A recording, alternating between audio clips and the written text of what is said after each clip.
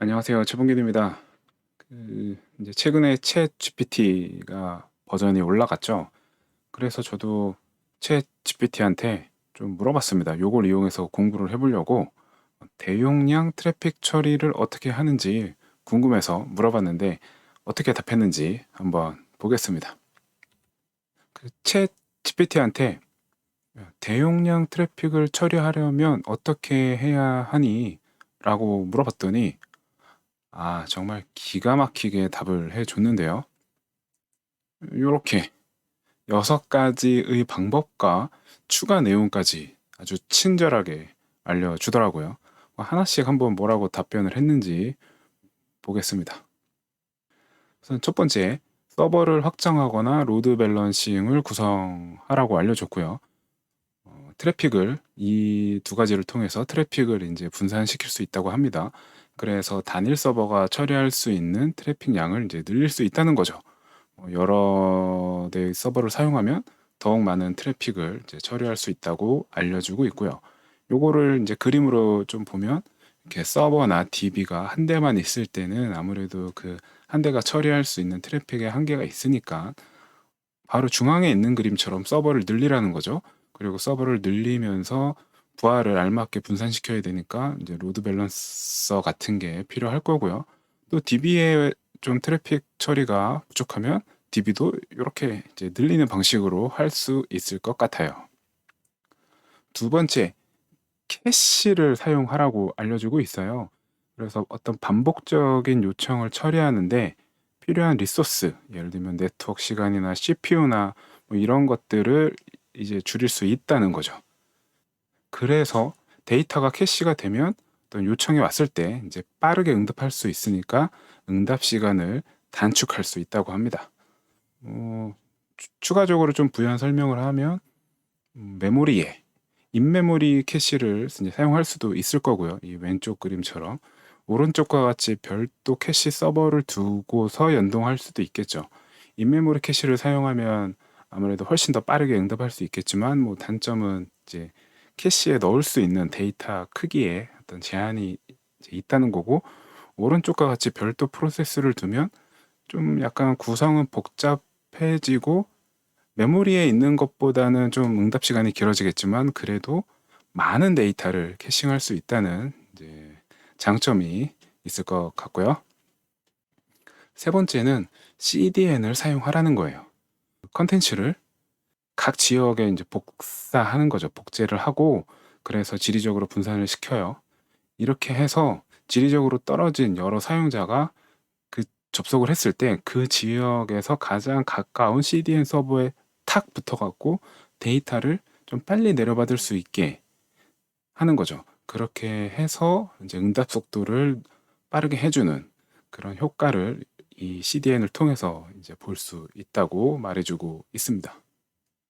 네 번째, 데이터베이스를 최적화하라고 했어요.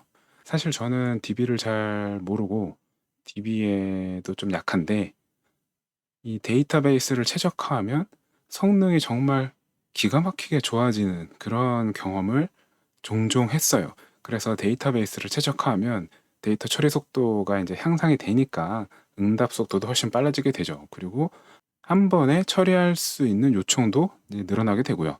보통은 이제 인덱스를 추가하거나 쿼리를 이제 최적화하는, 튜닝하는 등의 작업을 수행을 하죠. 그냥 단순하게 계산만 해봐도 DB가 0.1초 만에 처리하던 쿼리를 0.05초 만에 처리를 하면 초당 10건 처리하는 것을 초당 20건 처리할 수 있게 되니까 데이터베이스 최적화는 대용량 트래픽을 처리할 때 필요한 최적화 중에 하나인 것 같습니다.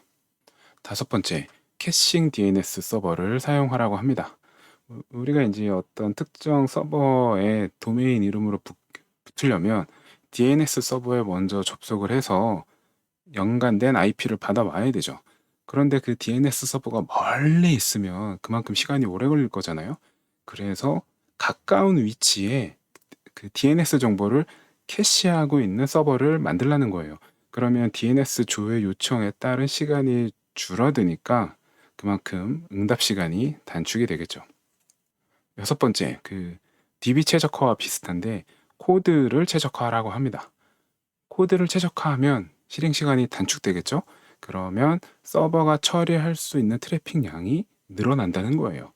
뭐 여기도 이제 아주 간단한 수식을 한번 적용해 봤는데, 스레드 10개가 하나의 요청을 처리하는데 평균 0.05초가 걸리면 TPS가 200이 나와요. 그런데 같은 스레드 10개가 하나의 요청을 처리하는데 0.02초 걸리면 500 TPS가 나오거든요. 그러니까 0.05초를 0.02초, 이렇게 0.03초만 줄여도 TPS가 확 늘어나죠. 그러니까 코드를 최적화함으로써 트래픽 양을 늘릴 수 있다는 거죠. 하지만 주의할 점은 너무 이른 최적화를 하면 안 된다. 잘못하면 엉뚱한데 힘을 뺄 수가 있다. 그러니 필요한 곳에 이제 최적화할 필요가 있고요. 그리고 이러한 방법 외에도 또 이런 멘트를 날려줍니다. 서버를 최신 버전으로 업그레이드 하세요. 또는 네트워크 대역폭을 늘려보세요. 뭐 이런 얘기를 해요. 실제로 우리가 어떤 프레임워크나 서버나 이런 것들을, 장비를 업그레이드 하지 않아도 그 소프트웨어를 업그레이드 하는 것만으로도 성능이 이렇게 좋아질 때가 있단 말이에요.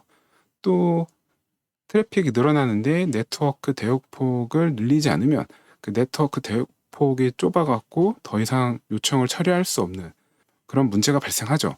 마치 그 2차선 도로에 갑자기 차들이 몰리면 차들이 빨리 못 가는 것처럼 네트워크 대역폭도 좁으면 많은 트래픽을 처리할 수 없게 된단 말이에요. 그래서 대용량 트래픽을 처리할 때는 네트워크 대역폭도 늘려야 된다는 걸 알려주고 있습니다. 정리를 해보면 챗 GPT, 네, 정말 똑똑합니다. 네, 그리고 대용량 트래픽 처리에 대해서 물어봤더니 아주 모범 답안을 말해줬고요. 서버를 수평 확장하세요. 캐시 쓰세요. 또 CDN 사용하십시오.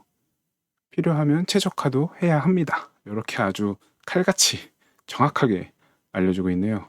하지만 위 내용이 다 필요한 서비스가 많지는 않을 거예요. 그러니까 상황에 맞게, 알맞게 부분 적용하면 될 것 같고요.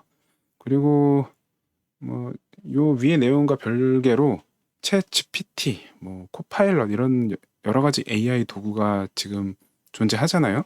그래서 그런 것들을 잘 활용하면 일에 큰 도움이 될 것 같습니다.